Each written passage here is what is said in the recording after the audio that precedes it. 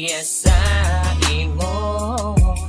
Kabuhi ko nagtadong ang alagyan, kag nakontento na sa pareho mo. Kung timprano'y pagkatani sa akon ginhatag, kaugalingon temprano patani sa pagpalanggan nakabatyan.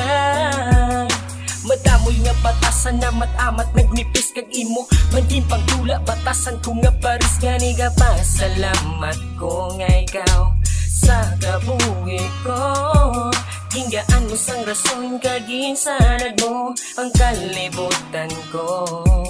Ang madula ka sa akon, hindi ko pagpasugtan naton nga supunan ng aton nga ginsubuan. Tanan may rason nga agin hatag ka sa akon, para bagong kagliwaton asa lang nga kagapohon. Kabuhi ko subo may aran na sang direksyon, ginhatag ya ang anghel ko at tani hindi na pagbawi. Ikalimtan ng batasan sa pagkagago, gintula kang ginbayaan kay para lang git sa imo.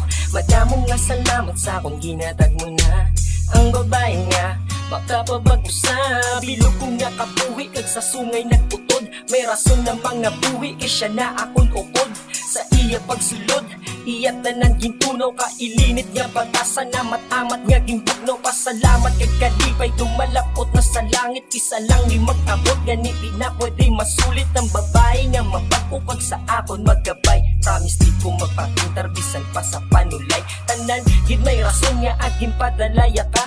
Anghel nga mapalangga at magpabag-usa, parehas kong lalaki kung nagkatinuntupagan ni malain nga nabuhat subong naliwat ko na. Tanan may rason nga agin hatag ka sa akon, para bagong kagliwaton asa lang nga kagapohon. Kabuhi ko subo may aran na sang direksyon, ginhatag ya ang anghel ko at tani hindi na pagbawi. Di na tani pagbawi o nang ginapalangga ko, kay siya na lang gigapugong sa malai nga batasan ko.